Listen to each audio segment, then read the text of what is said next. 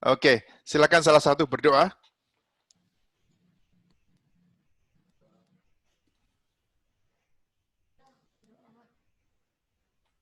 Singkawang. Oke, mari kita bersatu di dalam doa. Bapa dalam kerajaan surga Tuhan, kami datang kepadamu pada pagi hari ini. Kami ucap syukur atas kebaikan-Mu Bapa. Engkau telah menjaga kami sepanjang malam tadi Tuhan, hingga pagi hari ini. Kami masih dibangunkan dengan kekuatan baru, napas baru yang Kau berikan Bapa. Bapa, kami akan belajar Tuhan, Kau berkati kami. Biarkan kami bisa belajar dengan baik ya Tuhan. Biarkan setiap pelajaran yang disampaikan Tuhan bisa kami pahami dan kami mengerti ya Bapa. Bapa, Kau berkati juga Ibu Rebecca ya Tuhan. Biarkan beliau bisa mengajar dengan baik. Biarkan setiap pelajaran disampaikan beliau Tuhan bisa kami tangkap ya Bapa. Amin. Amin. Di shalom semua. Shalom dulu. Shalom semua. Shalom Bu. Oke, hari ini kita akan berbicara soal berkat dan kutuk. Ya. Siapa di sini yang pengen dapat berkat? Saya. Wah. Puji Tuhan. Yang pengen dapat kutuk? Nggak ada yang mau, Bu. Nggak ada. Wah, iya ya. Kita tahu lah ya berkat dan kutuk ya. Kita tahu sekali. Nah, kalau kita baca di kitab Kejadian, Abraham itu mendapatkan janji dari Tuhan bahwa barang siapa memberkati engkau akan diberkati, dan barang siapa akan mengutuki engkau akan dikutuki. Nah, keren nih ya. Nanti kamu baca sendiri ya di Kejadian ya. Oke ya, jadi barang siapa yang memberkati engkau akan diberkati, siapa yang mengutuki engkau akan dikutuki. Nah, kita melihat satu kisah di Bilangan pasal yang ke-22 ya. Nanti kita akan lihat ya, itu perkara soal Bileam ya. Nah, Bilangan pasal 22 ayat 5 dan seterusnya sampai 24 pasal 25 itu berbicara soal orang Moab yang ingin menyerbu Israel. Waktu itu Israel ada di padang gurun dan orang Moab itu pengen menyerbu Israel. Tapi mereka sudah mendengar bahwa orang Israel itu sukar dikalahkan, luar biasa orangnya. Karena Tuhan mereka itu menyertai. Nah, susah ini ya. Maka Raja Moab yaitu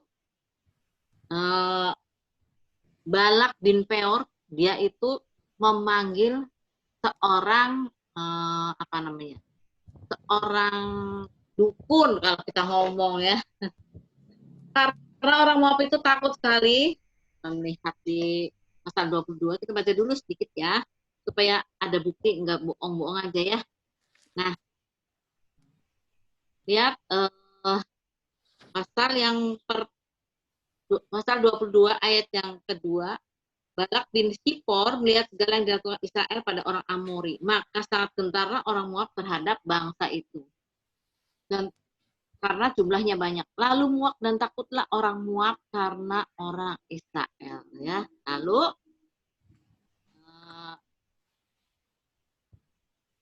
kita lihat ayat yang ke-5.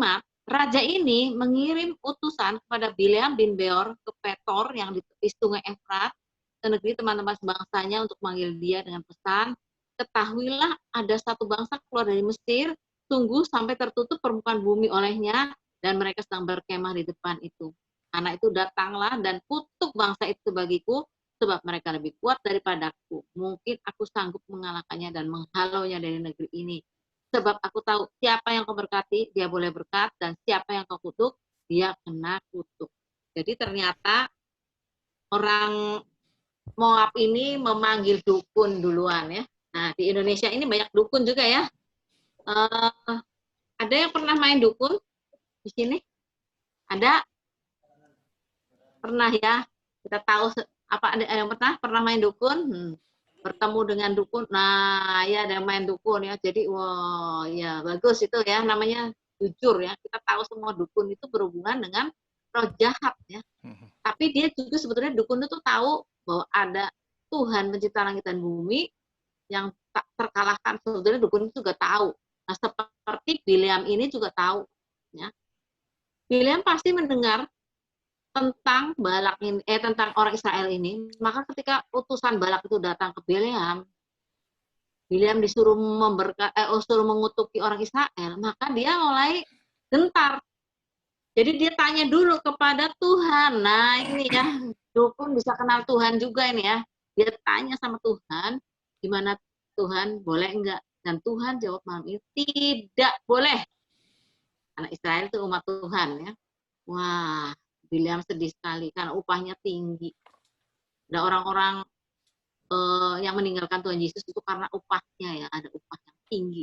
Nah, kemudian utusan itu pulang, utusan datang lagi dengan harta yang lebih banyak. Bileam ini Raja Balak pengen supaya Bapak bisa mengutuki orang Israel. Ini hadiahnya lebih banyak. Waduh, gimana ya, waktu itu Tuhan sudah bilang nggak boleh. Jadi dia bilang, udah kamu nginep dulu di sini. Nanti saya mau tanya dulu. Maka dia tanya dulu sama Tuhan ceritanya ya. Karena dia berkali-kali bilang sama Tuhan, akhirnya Tuhan bilangnya, sudah sana pergi. Tapi ketika dia pergi, dia naik keledai, dia sudah membayang-bayangkan apa hasil yang dia dapat nanti, uang yang akan dia terima, harta benda yang akan dia terima, dia membayangkan mau beli rumah baru kali, gitu ya. Kemudian dia berjalan melewati perjalanan itu menuju kepada Balak bin Beor, raja orang Moab. Tetapi di tengah jalan Tuhan memakai keledai untuk berbicara kepada Bileam. Nanti kamu baca sendiri ya. Ini menarik sekali ya. Karena hari ini kita baca banyak contoh, jadi saya minta kamu membaca sendiri ya. Kemudian dia sampai kepada Balak bin Peor, raja Moab, dan dia diminta untuk mengutuki orang Israel. Maka dia mulai bilang, ayo kamu sediakan 7 sapi, 7 domba, kita bikin kita bikin persembahan dulu. Waktu sudah dibikin persembahan, mulailah Bileam itu membuka mulutnya untuk mengutuki orang Israel. Ternyata begitu mulutnya terbuka, yang keluar itu bukan kutuk, tetapi berkat. Wah, ini dia ya, keren ya. Ini berkat nih. Wah. Bukan kutuk, tapi berkat. Nah, coba ya. Kemudian kita lihat Balaknya ngamuk ya, dia marah. Loh kamu kan saya undang buat mengutuki, kok mulutnya sekarang memberkati. Wah, kacau ini kamu nih. Kemudian bikin lagi deh. Nah, bikin lagi di tempat yang lebih tinggi supaya kelihatan bangsa Israelnya yang berkemah di bawah itu. Bikin lagi, mereka bikin persembahan, mereka naik lebih tinggi. Kemudian mulailah mulut Bileam terbuka. Dia udah siap-siap kutuknya di otaknya itu udah siap-siap kutuknya apa aja. Tapi ketika dia membuka mulutnya sekali lagi yang keluar bukan kutuk, tetapi berkat ke atas orang Israel. Waduh. Balak lebih marah lagi. Wah, ini gimana ini? Kamu ini udah sekali lagi.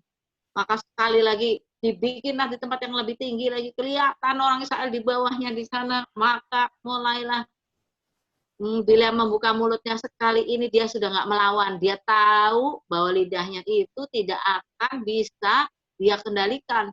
Jadi dia memberkati orang Israel. Dia memberkati orang Israel. Dia memberkati orang Israel. Mulutnya, lidahnya disetir oleh Tuhan. Jadi Israel dapatnya berkat, bukannya kutuk. Kita tahu sekali bahwa kita orang Kristen juga sering dikutuki sama orang. Tapi jangan takut. Tuhan bisa mengubah kutuk menjadi berkat. Nah, seterusnya ya. Kemudian setelah itu Balak kemudian marah sama Bileam. Nah, ini rajanya namanya Balak, dukunnya namanya Bileam. Wah, ini B semua ya. Nah, ini Balak bilang, kamu ini gimana? Aku sudah mengupah kamu begitu besar, tapi kamu ternyata tidak bisa mengutuki orang Israel. Lihat Baginda, mulutku, lidahku ini nggak bisa aku kendalikan. Mereka adalah umat pilihan Tuhan. Mereka adalah Tuhan yang mempunyai Tuhan pencipta langit dan bumi, nggak bisa dilawan. Tapi gini aja Raja Balak. Nah ini nasihatnya Bileam. Karena kita tidak bisa mengalahkan Tuhan, mereka, Tuhan mereka. Selama orang Israel itu hatinya tertuju pada Tuhan, mereka tidak bakal bisa dikutuki. Kita bikin aja mereka berdosa, biar mereka berdosa, nanti Tuhannya akan gak seneng lihat mereka akan dihukum oleh Tuhannya sendiri. Jadi gimana kata Balak? Kita taruh cewek-cewek cantik. Nah, ini ya, cowok-cowok ini kalanya sama cewek-cewek cantik ya.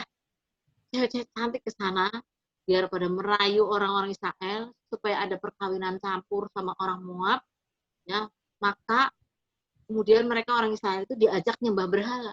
Kalau diajak nyembah berhala mereka berhasil, mereka akan nyembah berhala, maka mereka akan berpaling dari Tuhan mereka.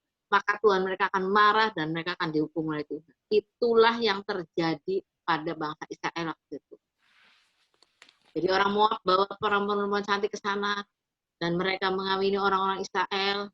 Ada juga yang nggak kawin, nggak tahulah kumpul kebo, tapi pokoknya mereka bawa berhala masuk ke dalam kumpulan orang Israel dan orang Israel berdosa kepada Tuhan dan kemudian Tuhan marah.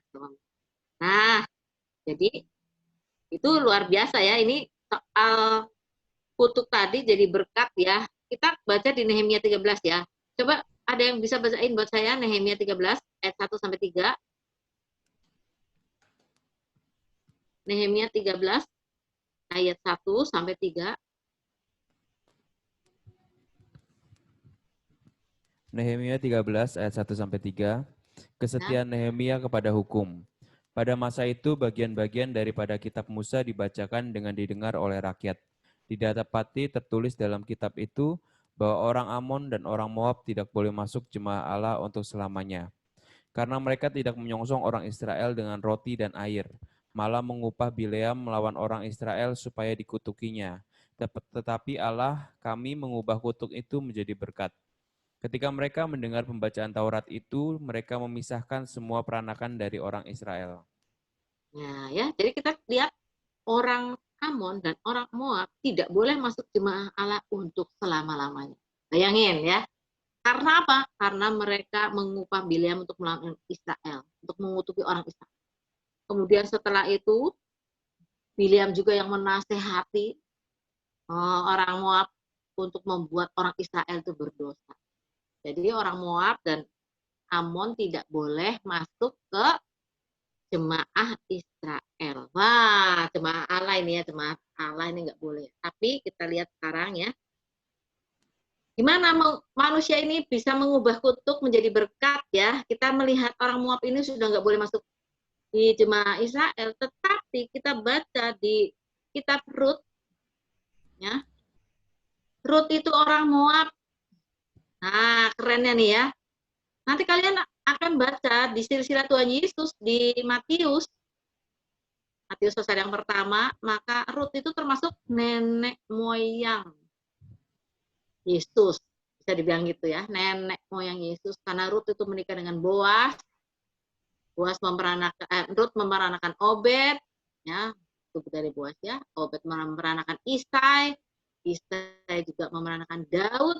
Maka dari keturunan Daud lahirlah Yesus.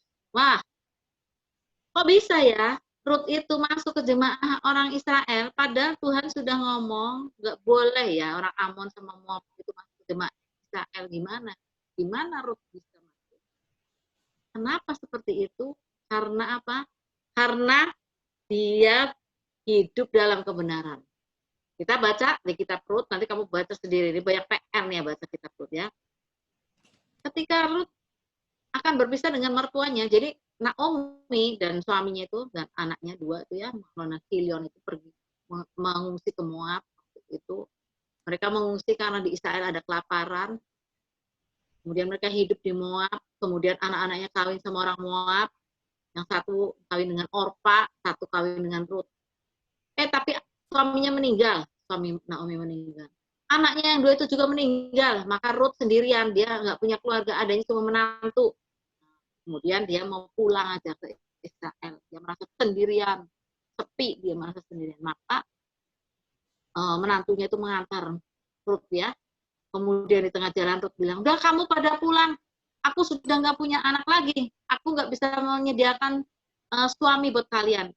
Kalian masih muda, kalian kawin lagi aja di sana di Moab, jangan ikut aku. Maka Orpa, oke, dia mencium mertuanya, langsung dia pulang ke Moab.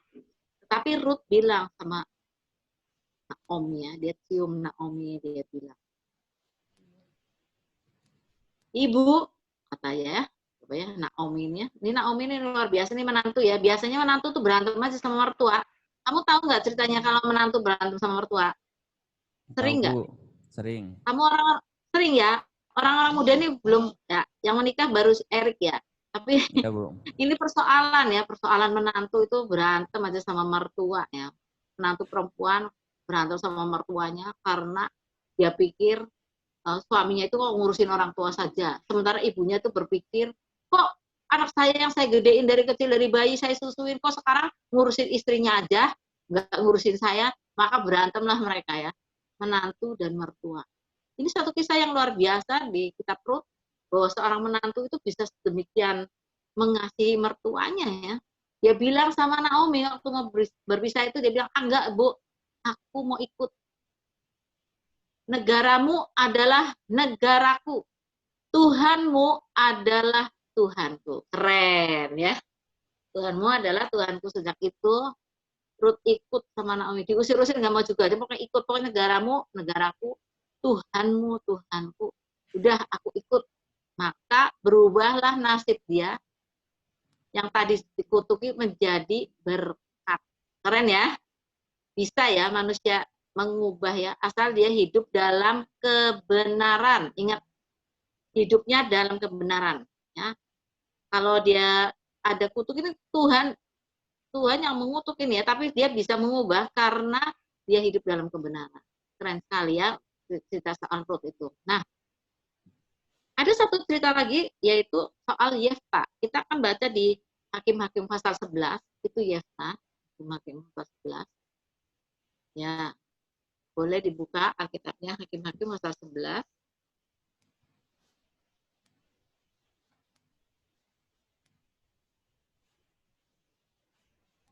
Kita lihat dulu ya, Hakim-Hakim pasal 11 itu mengenai hakim-hakim yang ada di Israel, dan itu hakim-hakim di Israel itu ada banyak dan mereka berganti-berganti, tapi kita baca di sini ayat pasal 11 ya. Lihat ayat yang pertama, coba dibacain buat saya. Ayat yang pertama. Hakim-Hakim pasal 11 ayat pertama, Yefta dan Gilead. Adapun Ya. Yefta, orang Gilead itu adalah seorang pahlawan yang gagah perkasa, tetapi ia anak seorang perempuan sundal. Ayah Yefta ialah Gilead. Nah, ya. Jadi Yefta itu pahlawan yang gagah perkasa, tetapi dia anak haram. Nah, kalau udah anak haram itu dikutuki sana sini ya. Saudaranya banyak dia, dari ayahnya juga. Maka dia diusir dari keluarga ayahnya karena dia anak perempuan apa tadi? Perempuan sundal. Ya udah mah papanya nyeleweng. Nyelewengnya bukan sama perempuan baik-baik, tapi sama perempuan sundal, maka lahirlah Yefta, maka Yefta itu disebut anak haram. Nah, kita kalau udah disebut anak haram itu ngecap ya seumur-umur, dan itu bisa jadi dibully sama teman-teman. Nah, Yefta juga demikian. Sama keluarganya dibully, orang-orang lain juga membuli dia, dikatain anak haram, sekolah juga dikatain. Zaman sekarang juga masih banyak anak-anak sekolah yang suka membuli temannya. Anak haram, mungkin membulinya yang lain ya. Mungkin kalau gendut si gendut misalnya ya, atau si ceking, atau apa lagi ya. Kalau dulu saya punya di sini ini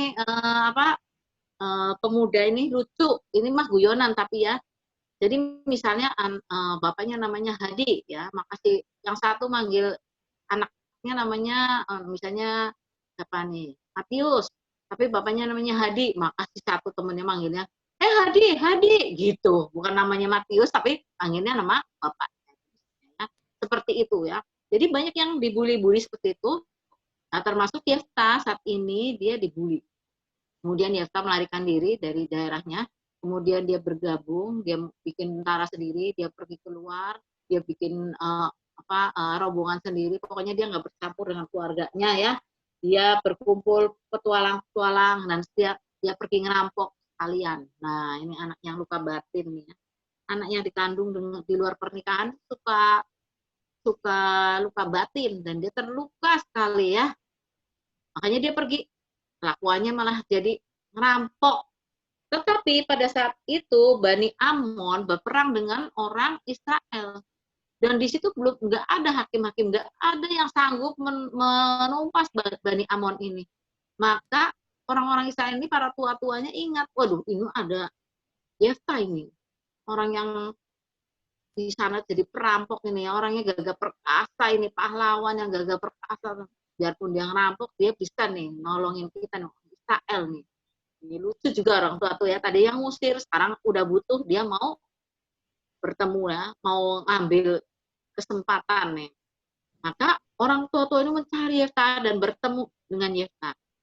Kemudian mereka bilang, Yefta, kami mau engkau memimpin kami untuk berperang melawan Bani Amon.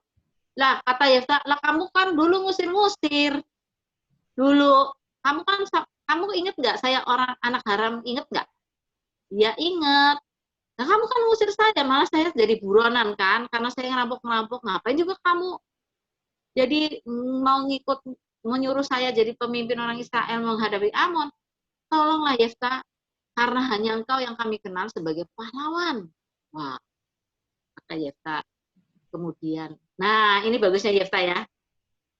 Dia berdoa kepada Tuhan. Nah, keren ya. Dia bukan berdoa kepada berhala, dia bukan minta tolong pada negara tetangga, dia bukan minta tolong pada perompak lainnya, dia tidak pergi ke tempat dukun, tapi dia berdoa kepada Tuhan. Lihat, beda sekali sama Raja Saul. Raja Saul ketika mau terakhir hidupnya itu, dia berperang melawan Filistin, dia bukan berdoa kepada Tuhan, malah cari dukun. Nah, beda sekali ya. Maka yang cari dukun matinya bunuh diri itu ya. Maka Yefta kemudian dia berdoa kepada Tuhan, dia minta tolong pada Tuhan. Jadi rupanya selama ini dia ada di perantauan itu, dia tidak memupuk luka batin, tetapi dia berhubungan dengan Tuhan dan sembuh. Kalau dia nggak sembuh, dia nggak akan berhubungan dengan Tuhan. Dia tidak akan berdoa pada Tuhan. Dia pasti berpikir, kenapa Tuhan menciptakan saya? Saya ini anak haram, saya ini anak yang nggak kepake, diusir dari keluarga. Nah, seperti itu ya. Tetapi si anak haram ini, dia bisa memperbaiki hatinya dan dia bisa datang kepada Tuhan. Oh, itu keren sekali. Siapa di sini yang pernah luka batin? Pernah? Nah, ya. Saya juga pernah, ya. Soal luka batin ini saya juga pernah. Nah, sangat ya. Dulu saya ingat ayah saya itu seorang pendeta yang sangat pakai, ya. Dan dia orang yang luar biasa. Maka suatu ketika dia difitnah, kemudian dia disingkirkan dari sinode. Nah, dia tuh orang yang kedudukannya tinggi, tapi dia disingkirkan dari sinode dan dia dikeroyok sama pendeta-pendeta. Nah, kamu nih calon hamba Tuhan ya, calon pendeta-pendeta ya. Coba bisa konsentrasi nggak ke aku ya? Kayaknya udah ngantuk ya. Apa mau kudu ngopi dulu atau gimana? Enggak, Bu. Enggak, oke ya. Barangkali mau ngopi dulu pada ngantuk ya. Aku ceritain ya, ini luka batin ya. Gimana aku itu bergumul dengan luka batin. Aku lihat Yefta itu luar biasa. Dia perlu bertahun-tahun, sama aku juga perlu bertahun-tahun ya. Nah, aku waktu itu jadi karena papi aku itu dikeroyok sama pendeta-pendeta, aku sebagai anaknya, ini aku nih biasa ya, anak-anak aku ini anak sulung, biasa sama papi diajak kemana-mana. Kalau papi aku rapat, aku diajak gitu ya. Rapatnya Jakarta, aku tinggal di Tegal. Di Jakarta nanti papi aku rapat, aku dimasukin ke toko buku. Aku sih tukang baca ya, mungkin ke Gunung Mulia, ke Gunung Agung, itu toko buku yang keren dari zaman dulu ya. Nah, aku sangat dekat dengan papi aku itu. Nah, terus papi aku difitnah, dia dikeroyok, bakal ada yang mau gebuk papi aku. Wah, udahlah pokoknya ya, dia fitnah habis-habisan ya. Luar biasa. Ini pendeta ini ya. Karena pendeta juga pengen kedudukan di organisasi, maka dia fitnah. Nah, seperti itu. Kemudian sakit hatilah aku. sakit hati pada orang-orang yang fitnah, karena itu adalah teman-teman papi aku, bahkan teman-teman yang sering dikasih bantuan. Tapi ternyata ketika ada fitnah yang menimpa papi itu langsung mereka malah tambah galak ya. Nah, aku sakit hati.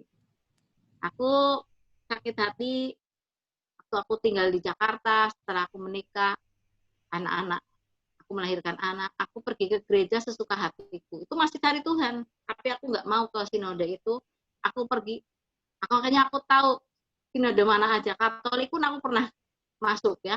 Jadi kalau bangunnya pagi, aku ke GKI jam 6 pagi. Kalau bangunnya rada siang, aku pergi misalnya ke GIA, misalnya gitu ya, ke GSJA. Terus kemana lagi ya? Ke gereja yang lainnya, pokoknya yang sering sih aku ke GKI, karena GKI itu menurut aku kebaktiannya cepat, cuma 1 jam. Jadi aku enak bisa jalan-jalan habis itu ya. Nah, terus aku kalau udah terlambat banget, aku ke Katolik juga. Kalau Katolik tuh sore juga masih ada misa, nah biarin. Tetapi ada seorang teman papi aku itu yang luar biasa, dia datang, dia bujukin aku terus menerus ya. Kemudian dia mulai bujuk, jadi ayo masuk ke tempat Om aja, ikut Om aja, karena dia memang sahabat papi aku ya. Akhirnya aku ke gereja yang dia pimpin. Nah, di gereja yang dia pimpin itu aku mulai, gereja yang dia pimpin itu sinodenya sama dengan sinode yang papi aku dapat masalah itu ya, disingkir-singkirkan gitu ya, difitnah segala macam. Tapi dengan masuk ke gereja itu, yang sinode yang sama itu, aku mulai sembuh. Ternyata aku punya luka batin itu ada 11 tahun. Terakhir aku ngampuni semua itu ya. Salah satu pendeta-pendeta itu aku belajar ngampuni satu-satu, ampuni. Terakhir aku mau ambil S2, Pak Yonatan waktu itu jadi rektornya di S2. Aku bilang sama Tuhan, terakhir nih ya, aku harus mengampuni orang ini. Ini ya, kalau orang ini aku sanggup mengampuni, aku ketemu sama dia, aku nggak jengkel, aku sanggup mengampuni, aku mau ambil S2. Itu aku masih repot bekerja ya, aku harus menghidupi keluarga segala, tapi aku mau ambil S2. Aku ambil jam malamnya ya. Kemudian aku sengaja datang ke sekolah kitab itu, aku ketemu, benar-benar ketemu dengan orang yang harus aku ampuni yang terakhir ini. Dan ketika aku ketemu dia, ada damai sejahtera dalam hatiku, aku bisa mengampuni dia, aku bisa ngobrol seperti dulu ya, karena dia orang yang luar biasa, terhormat lah ya, dia hubungannya dengan papi aku baik dulunya ya. Kemudian aku mengampuni dia, aku ngobrol dengan dia baik-baik, aku bilang siap Tuhan, aku sembuh.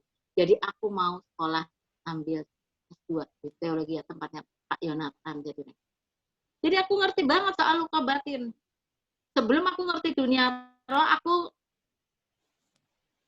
terluka itu ada 11 tahun. Setelah itu aku lebih ngerti soal dunia roh, maka aku terperanjat. Kayaknya waktu itu ada banyak setan di dalam tubuh aku ya, banyak roh jahat ya. Karena aku memupuk luka batin sekian lama. Nah, tapi aku mau bilang begini ya, luka batin itu tidak mudah untuk diselesaikan. Yang penting kita harus mengampuni orang yang melukai kita. Mengampuni, pengampunan itu tidak memberkati dia, tetapi memberkati diri kita sendiri. Nah, dengar yang baik-baik ya. Kalau kita mengampuni orang yang menyakiti kita, itu bukannya memberkati dia, bukan. Tetapi memberkati diri kita sendiri. Karena kita tahu kalau kita luka batin, itu ada roh jahat masuk. Aku kan waktu itu sudah pernah cerita ya tentang waktu aku di penjara. Luka batin, ternyata ada luka di panggung aku yang bikin aku sakit ya. Jadi perlu dibereskan tiap luka batin itu secepatnya. Ya, kalian sekarang dengar dari ini yang tua-tua ini gimana ya membereskan. Maka kalian harus belajar secepatnya membereskan. Ini pengalaman yang orang yang sudah lumayan ya, lumayan tua ya. Saya nggak ngaku tua, tapi lumayan berumur ya, sudah berumur. Nah, kita lihat Yefta, balik lagi ke Yefta. Jadi Yefta itu ternyata setelah dia lari, dia jadi perampok segala macam, dia berurusan dengan Tuhan dan dia memperbaiki hatinya, maka ketika dia dipanggil untuk menjadi pemimpin, dia bukan lari kemana-mana, dia tidak lari ke dukun, dia tidak lari ke orang lain, dia tidak lari ke perompak lain, tetapi dia datang kepada Tuhan. Nah, keren ya. Dia jadi orang yang wise, yang luar biasa. Kemudian kalau kita baca, habis itu, dia berdoa kepada Tuhan, minta kekuatan sama Tuhan, dia kirim putusan kepada orang Amon, dia bilang, gimana kamu, katanya. Kamu gimana orang Amon? Kami tidak mau berperang sama kalian, tapi kalian harus ingat kami adalah bangsa yang diberkati. Dia bilang, kami adalah bangsa yang diberkati. Kalau kamu tidak mau mundur, kamu tetap mau menjajah orang Israel, kamu bakal dikutuk. Kamu tahu nggak? Kamu adalah bangsa yang bukan Israel. Dan seterusnya, dia ceritakan sejarah bangsa Bani Amon itu kepada orang Amonnya. Tetapi orang Amon tidak mau. Ya, mereka merasa, oh saya jajah udah enak, saya bisa ngambil hasil anggur, saya bisa ngambil hasil bumi, saya bisa semuanya. Biarin aja ini mau besar mulut aja satu. Maka berperanglah mereka. Dan kemenangan ada di pihak siapa kira-kira? Israel. Kemenangan ada di pihak Israel.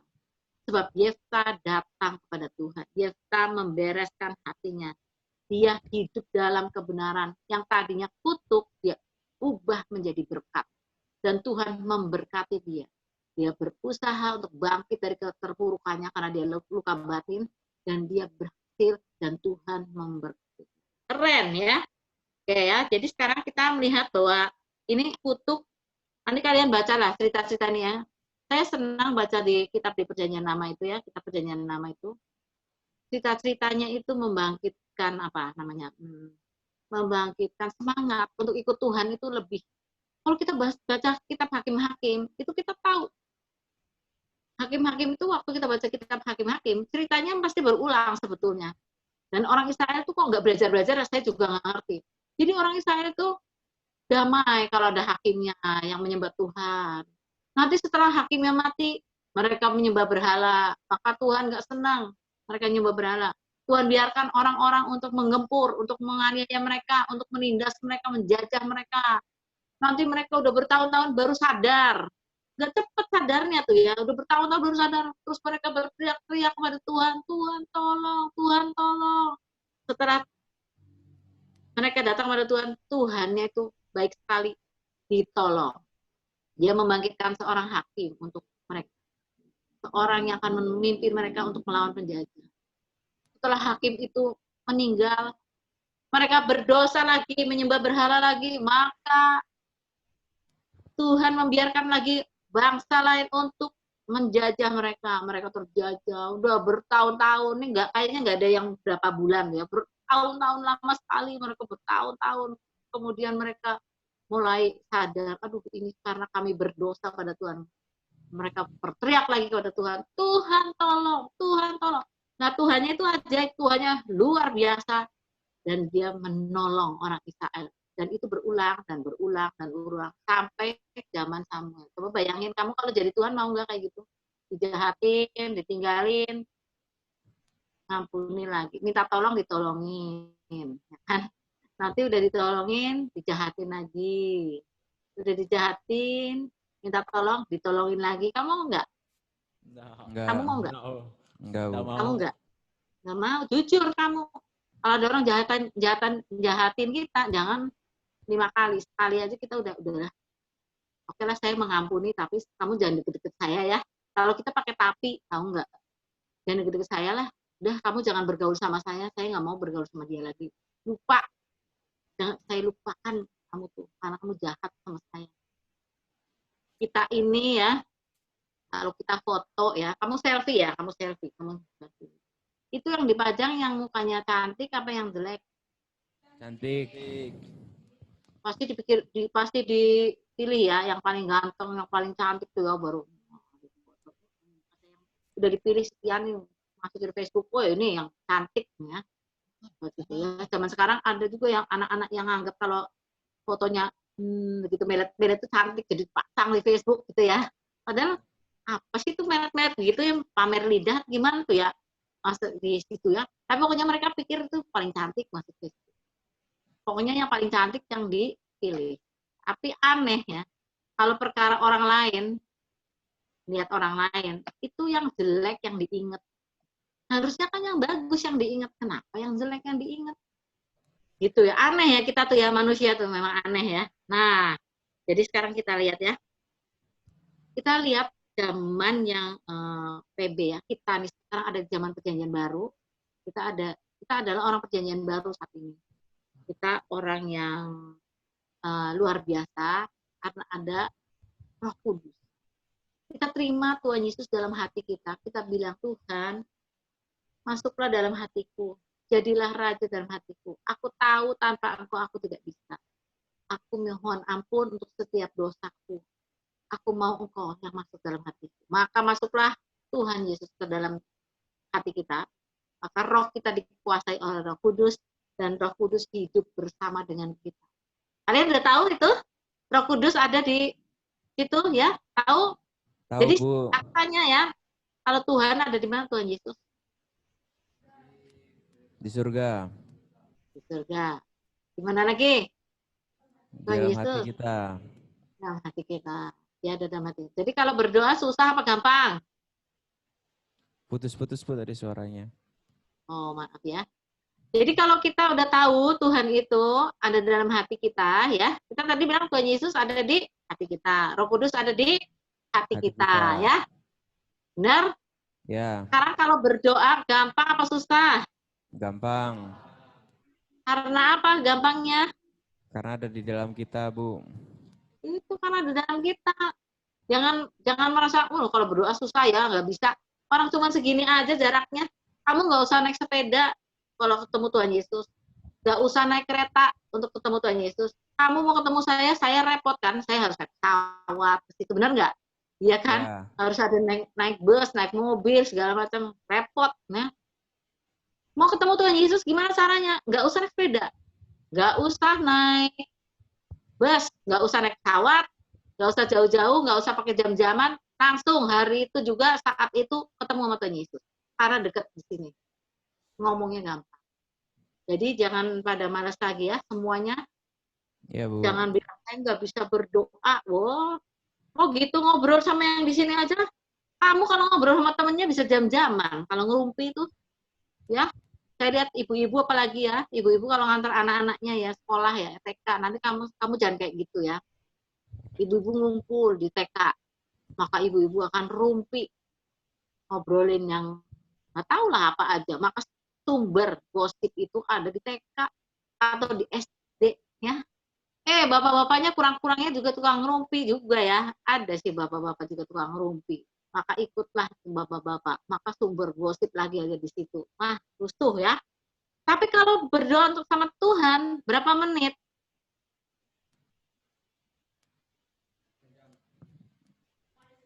Berapa? Setengah jam, Bu. Setengah jam. Keren ya. Itu nggak sama ngelamun nggak? Nggak sama ngelamun. Ada ngelamunnya nggak? Mungkin ada, Bu. Masuk ngelamun mungkin ada. Ada kan? Ada ngelamun ya. Misalnya, Tuhan, aku memberkati ibuku yang ada di sana. Non jauh di sana. Maka waktu kita ngomong kayak gitu, kita bayangin ibu lagi apa ya sekarang. Ngelamun kan? Biasanya pagi ini ngasih makan bebek, ngasih makan ayam. Gitu kan? Wah, Tuhan, aku memberkati pacarku ini Tuhan. Aku menaruh cinta sama dia, aku memberkati. Maka kita lagi bayangin pacar kita lagi ngapain, waduh, cantiknya. Itu ngelamunnya kayaknya lebih panjang daripada doanya ya. Iya kan? Padahal kamu lagi berdoa tuh, lagi ngomong sama Tuhan ya. Yang ada di sini. Tuhannya nungguin. Ini gimana nih? Tunggu. Ngomongnya apa lagi ini? Bisanya aku lagi mau nyaut gitu kuyung lambiar. Pergi kemana-mana nih otaknya. Gimana nih? Ditunggu lagi. Baru ngomong sepotong Tuhan. Sadarkan. Aduh, saya lagi berdoa. Tuhan, saya memberkati BSOM. Maka kebayang lagi, oh Pak Yonatan, gambar lagi para dosen, ada yang ngomongnya dimengerti, ada yang enggak, ada yang bisa dipelajari, ada yang enggak, bingung. Tuhan Yesus nungguin lagi, ini ngomong apa, bener ini anak mau ngomong apa. Dia tahu kita lagi ngelamun, tahu banget, tapi dia nunggu nih dijak ngobrol. Aku baru mau jawab, tapi dia sudah ngelambiar. Nah, seperti itu. Jadi kita tahu kelemahan kita ya. Coba dibiasakan, makanya kalau doa itu keluar suaranya biar telinganya dengar. Kalau telinganya dengar lebih gampang untuk konsentrasi. Kalau bilang doa dalam hati itu nggak tahu, itu pasti mana-mana. Oke ya. Jadi kita tadi balik lagi ya, kita di zaman PB ini gimana? Tadi kan di zaman PL ya, kita sekarang di zaman PB. Kita menerima Roh Kudus di dalam hati kita. Kita ada roh berkat di situ. Kita juga bebas dari kutuk karena ada Yesus yang sudah menanggung. Kita menerima Yesus dalam hati, Yesus yang sudah menanggung kutuk itu buat kita di kayu salib, maka kita bebas dari kutuk. Sekarang hiduplah dalam kebenaran, harusnya gitu. Kita harus hidup dalam kebenaran. Kita itu adalah garam dunia, ya. Kita garam dunia, kata Yesus Kristus, kita adalah garam dunia. Garam dunia itu ya harus menggarami dunia. Garam itu selama masih di plastik, itu ada gunanya enggak? Enggak ada. Enggak ada kalau masih di plastik. Tetapi begitu dia larut dalam sayur, dia berguna sekali. Luar biasa dia ada di dalam sayur, dia mengasinkan ya. Ya wujudnya masih ada nggak garamnya di situ di sayur? Wujudnya nggak ada, adanya rasa ya, rasa asin. Nah, coba kita lihat lagi ya. Kita ingat ada kutuk yang disampaikan oleh Yosua ke arah kota Yeriko. Nah, kalau kita baca di Yeriko itu, Yosua itu mengutuki kota Yeriko sedemikian rupa ya. Kalau kita baca di Yosua 6 ayat 26, aku bacain ya. Pada waktu itu bersumpahlah Yosua, katanya, terkutuklah di hadapan Tuhan orang yang bangkit untuk membangun kembali kota Yeriko ini. Dengan membayarkan nyawa anaknya yang sulung, ia akan meletakkan dasar kota itu. Dan dengan membayarkan nyawa anaknya yang bungsu, ia akan memasang pintu gerbangnya. Wah, Yosua mengutuki kota Yeriko. Nah, 526 tahun kemudian, kota Yeriko mau dibangun lagi. Waktu itu kota Yeriko dikatakan ya, kamu tahu kan ceritanya Yeriko? Yosua menggempur kota Yeriko ya. Anak-anak sekolah minggu tuh ada lagunya ya. Teretetetetet berkeliling satu kali. Nah, sekolah minggu ya. Kamu pernah nggak dengar lagu itu? Teretetetetet berkeliling dua kali. Oh, pokoknya dia berkeliling ya. Berkeliling satu hari, setiap hari satu kali muter kota Yeriko. Hari yang ke-7 muter berapa kali? 7 kali. 7 kali. Jadi berapa kali muter tuh orang Israel? 13 kali. 13 kali ya. Dan salah ya kalau ngajar ke sekolah minggu ya. Mereka berkeliling muter gitu, maka robohlah tembok Yeriko dan orang Israel menyerbu. Dan orang Yeriko itu dikalahkan, semuanya dibakar, semuanya ditumpas habis. Wah, itu keren sekali ya, semua ditumpas habis. Nah, Yosua bersumpah. Yosua mengutuki, terkutuklah di hadapan Tuhan yang bangkit untuk membangun kembali kota Yeriko ini. Dengan membayarkan nyawa anaknya yang sulung, ia akan meletakkan dasar kota. Dan dengan membayarkan nyawa anak yang bungsu, ia akan memasang pintu gerbang. Wah, ini kira-kira manjur nggak nih ya? Ternyata itu omongannya orang yang diurapi itu manjur banget. Hati-hati ya, kamu juga orang yang diurapi. Kamu kalau ngomong-ngomong tuh jangan ngutukin ya, itu bisa berfungsi ya. Kita mengutuki orang lain tuh orangnya jadi kayak gitu. Jangan suka ngutukin ya. Maka 526 tahun kemudian ada raja yang membangun kota itu. Nah, ya kalau kita baca di 1 Raja-Raja 16 ayat 34. 1 Raja-Raja. Coba kamu yang baca. 1 Raja-Raja 16 ayat 34.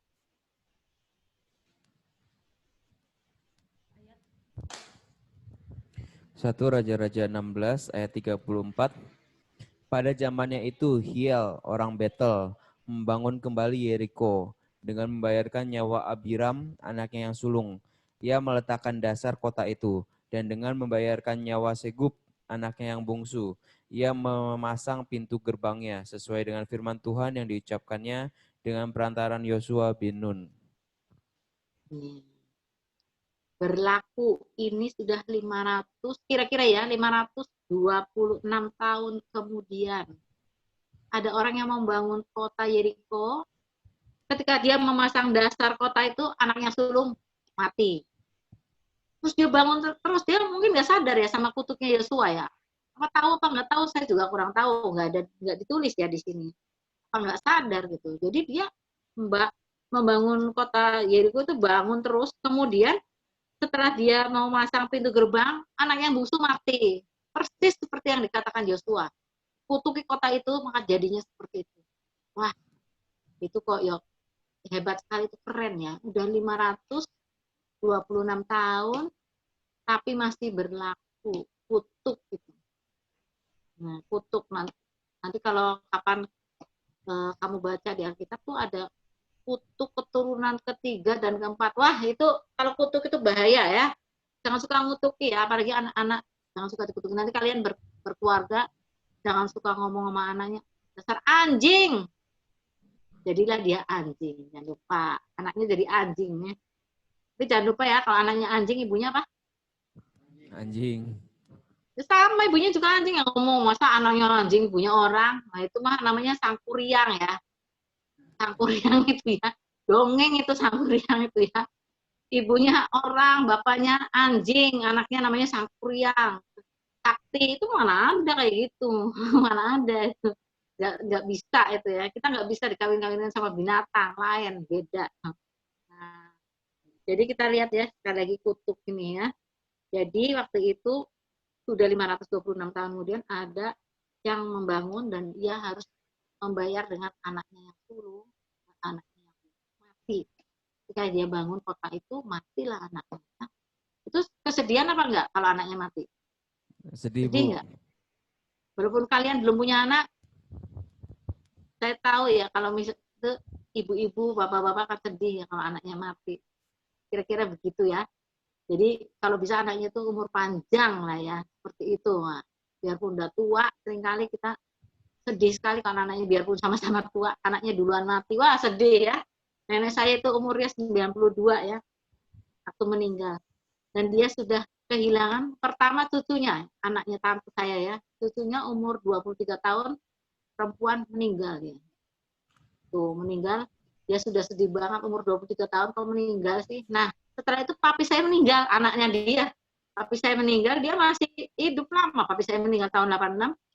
Dia meninggal tahun 2001 apa?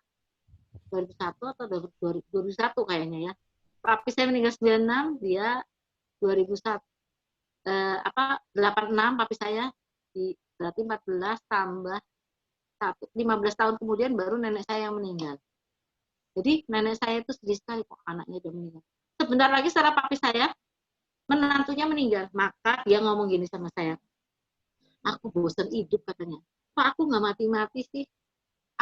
Kutuku udah mati. Ini anakku mati, menantuku mati. Aku ini kok nggak mati-mati ya? Umur 92, bosan hidup ya. Padahal hebat ya, matanya masih bagus. Kayak kacamata sih. Dia masih bisa jahit coba di 92 tahun. Nenek saya itu orangnya super. Waktu dia umurnya 75 masih bisa benerin genteng. Nah, kalau kamu nggak bisa benerin genteng, wah, itu rugi sekali. Nenek saya hebat ya. Dia cuman belakangan itu bermasalah dengan telinga. Ya, tadinya mau dibeliin ini earphone gitu, nggak mau. Dia kalau nonton TV-nya harus keras banget loh, karena dia budek sih radaan. Wah, sudah itu akhirnya cucu-cucunya beliin earphone sama dia. Mulai saat itu dia kalau ngomong kayak gini, kamu tuh kalau ngomong jangan jerit-jerit, pusing nih aku. Padahal kita-kitanya ngomongnya udah pelan-pelan, tapi dia anggapnya jerit-jerit karena di sini udah keras ya.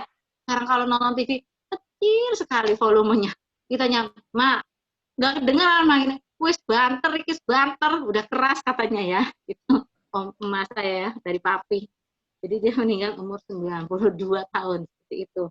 Nah, karena kita balik lagi ya, kita lihat lagi soal ini soal orang yang harus memberikan anak sulungnya dan anak bungsunya mati ya gara-gara dia bangun diri. Nah, habis itu apakah masih itu enggak ya, masih berlaku enggak kutuknya Yosua? Masih ada ya, kita baca di Elisa ya, 2 Raja-Raja 2. Kita lihat 2 Raja-Raja 2. Kita 2 Raja-Raja 2. Kita akan membaca 2 Raja-Raja pasal yang kedua ayat yang ke-14 ya. Coba kita lihat ya 2 Raja-Raja. Ini masih itu kira-kira ada 555 tahun kemudian setelah Yosua itu mengutuki kota Yeriko ya. 2 Raja-Raja pasal yang kedua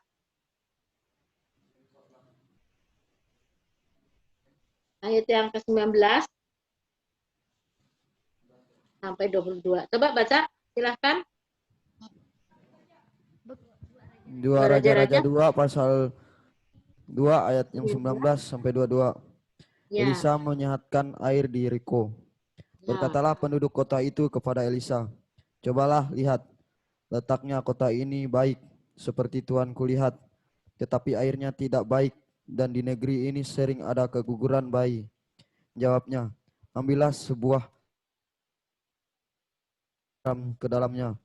Maka mereka membawa pinggan itu kepadanya. Kemudian pergilah ia ke mata air mereka dan melemparkan garam itu ke dalamnya serta berkata, "Beginilah firman Tuhan, telah kusehatkan air ini, maka tidak akan terjadi lagi olehnya kematian atau keguguran bayi." Demikianlah air itu menjadi sehat sampai hari ini sesuai dengan firman yang telah disampaikan Elisa. Wow, keren. Jadi itu air di Yeriko itu bikin orang pada keguguran. Minum air itu pada keguguran. Dan di mata air itu kan namanya di kota itu penting ya. Mata air zaman dulu tuh nggak kayak kita zaman sekarang tiap rumah punya sumur. Ya, di tempat kamu ada sumur kan? Bikin juga ya. Pasti ada sumur ya, ada tanyo, ada apa namanya jet pump kali gitu. Tapi zaman dulu nggak gitu, dia di mata air dan semua orang ngambil air di mata air. Dan ternyata air itu membuat keguguran dulu. Dan Elisa menaruh pinggan baru yang berisi garam yang ditaburkan ke mata air itu dan mata air itu menjadi sehat. Nah, ya. Ini udah 552 tahun setelah Yosua itu ya. Tadi kan 526 tahun waktu dibangun ya Yeriko ya. 29 tahun kemudian air Yeriko masih nggak sehat. Elisa yang bikin sehat itu.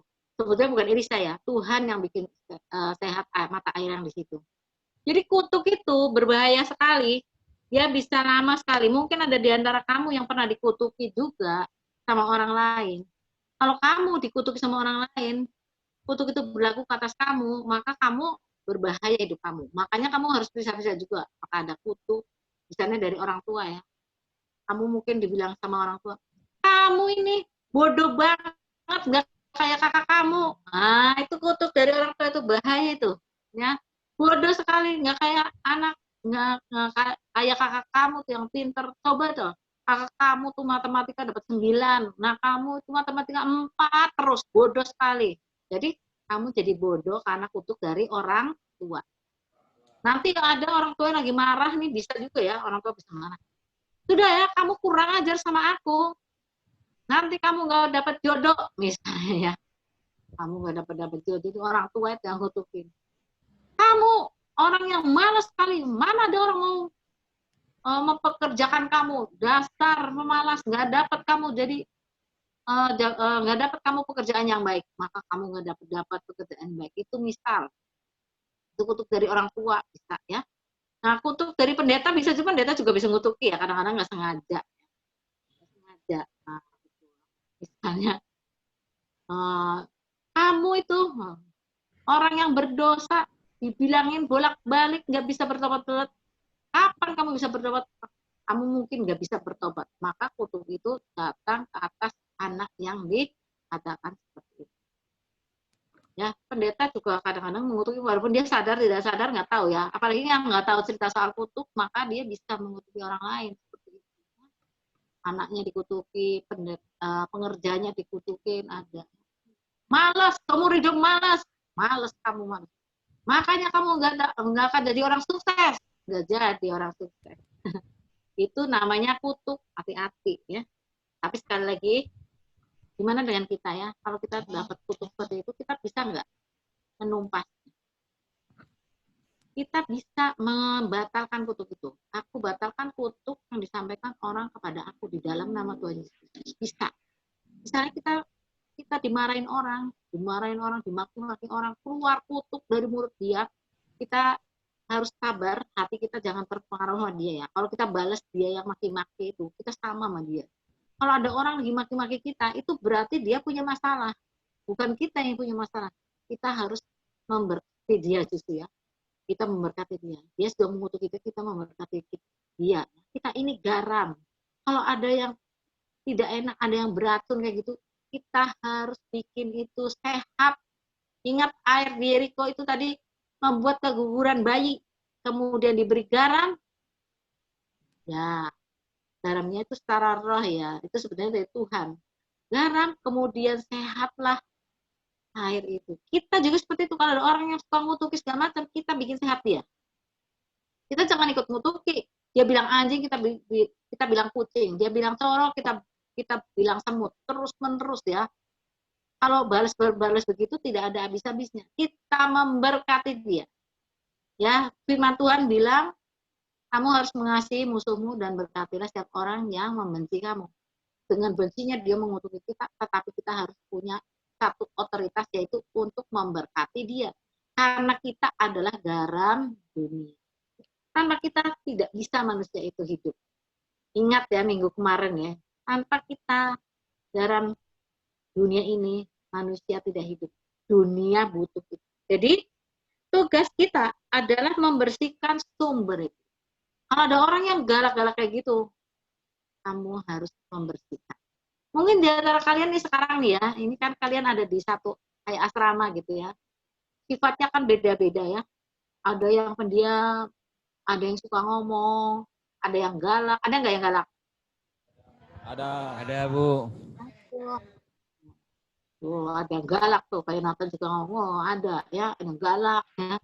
Ada yang suka berantem, ada yang suka nangis, kesinggung dikit nangis. Ada, Bu, ada. Ada, nah, itu ya kan, wah, kita ngomong harus hati-hati. Itu kesinggung dikit nangis, wah gawat tuh, beda-beda ya. Kamu latihan. Itu sumbernya kurang bagus ya. Kalau dikit-dikit kesinggung itu kayak lele ya. Lele kamu tahu? Kamu Tahu, Bu. pelihara lele nggak sih tuh? Ada yang dablek juga, Bu. Ada yang dablek Hah? juga. Ada yang dablek diomongin udah sampai pusing ya, yang ngomongin ya. Maka kita harus punya satu prinsip, karena aku garam dunia. Aku harus menjadikan yang lain itu baik. Kalau semua anak berprinsip seperti itu, aman tentram. Tapi kalau ada yang berprinsip, aduh, saya harga diri tersinggung ini parah nih di sini nih, nggak enak ini di sini, ya kan ini itu sih dia. Nah, orang tuh kalau berantem tuh nyalain orang lain. Kok satu nyalain orang lain? Dirinya sendiri itu paling benar. Padahal kalau sampai berantem itu ya dua-duanya salah pasti. Ada salahnya lah. Nggak semuanya 100% benar. Si dia itu kitanya 100% salah, atau kitanya 100% benar, dianya 100% salah, nggak ada itu. Pasti ada salah-salahnya juga. Tapi ternyata kita lebih senang ngomong, saya betul, itu salah. Nah, itu ya. Ingat bahwa kita tuh garam dunia, kita bikin enak orang lain, kita bikin dia sumber-sumber itu jadi bersih, jadi sehat.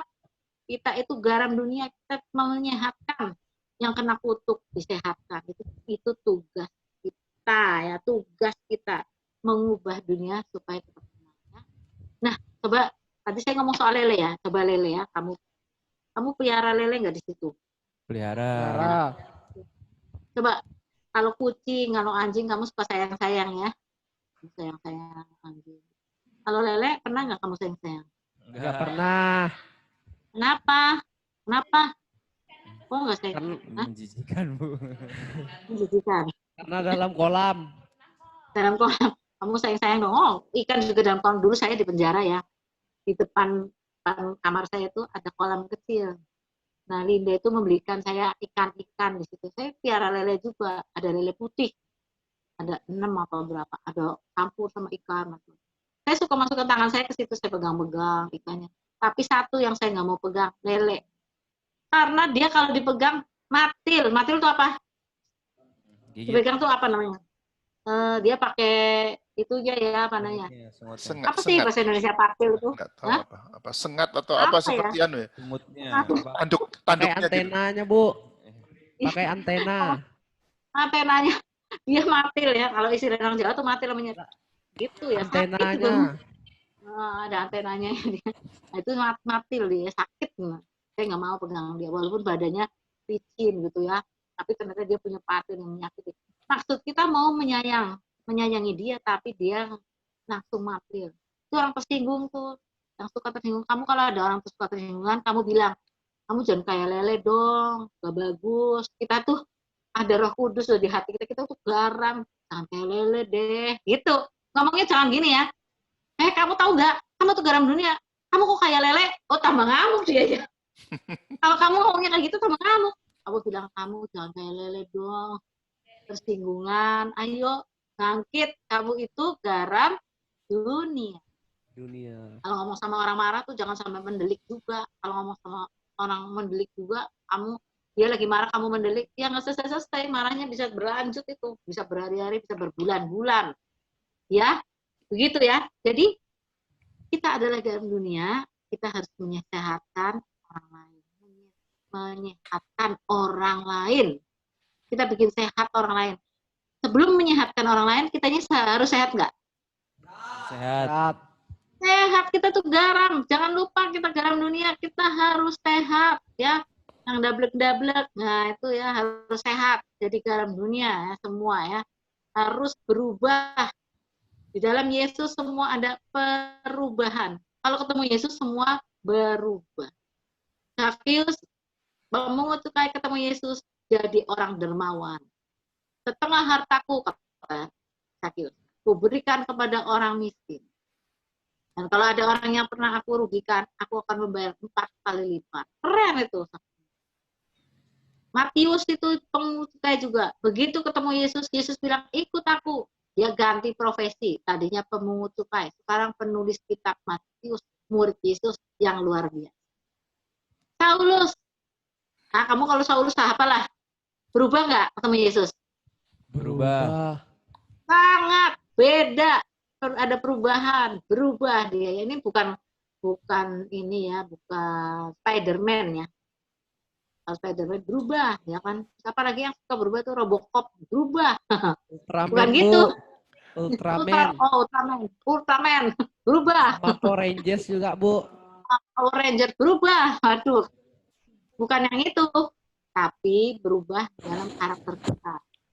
Beda, semua ketemu Yesus itu berubah. Dulunya kita itu menjadi kutuk buat orang lain, sekarang menjadi berkat buat orang lain. Ketika Yefta sudah bisa memenangkan perang di Israel, dia dihormati. Dia jadi hakim di orang Israel bertahun-tahun, lama sekali. Itu karena dia berubah. Ketemu dengan Tuhan, maka dia berubah. Hidup kita harus seperti itu. Ya, kita ini semua bertumbuh nggak? Hidup ini tubuh kita bertumbuh, masih bertumbuh nggak? Kamu masih bertumbuh nggak? Bertumbuh. Oke, bertumbuh sampai tua itu Pak Yonatan masih bertumbuh nggak? Masih Pak Yonatan, bertumbuh. bertumbuh apanya? Kerohaniannya. Bukan tubuhnya, saya tanya tubuhnya. Tumbuh nggak? Tumbuh, Bu. Apa tubuhnya? Tumbuh makin tua. Umur makin tua. Itu kan umur, bukan tubuhnya. Tahu nggak kalau Pak Yonatan masih bertumbuh? Udah Enggak. mentok, Bu. Udah mentok segitu. Masa? Mentok. Bu, rambut bertumbuh. Nah, rambut masih tumbuh, kuku masih tumbuh. Berhentinya kapan? Waktu dia dipanggil ke Firdaus. Amin ya. Kalau dia udah meninggal baru berhenti ya. Kukunya berhenti tumbuh, rambutnya berhenti tumbuh ya. Seumur hidup manusia, Tuhan sudah bilang, kamu harus bertumbuh. Kalau orang udah tua kayak misalnya kayak Pak Yonatan, kayak saya umurnya sekarang udah 62 ya. Nanti kalau kuku saya tiba-tiba mandek, nggak tumbuh ya, rambut saya mandek, itu namanya penyakitan. Ngerti kan maksudnya? Ya. Jadi kita semua masih bertumbuh, tubuhnya masih bertumbuh.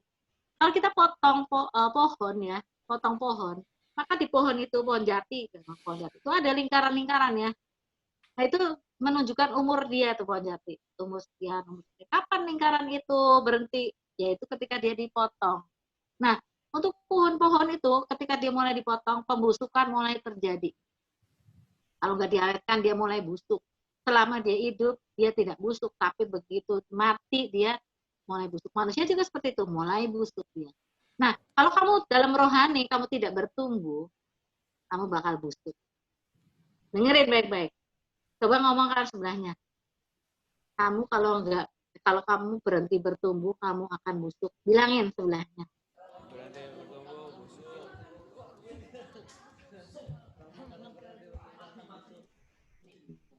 Kalau kamu berhenti bertumbuh, kamu bakal busuk. Mending busuk apa mending tumbuh?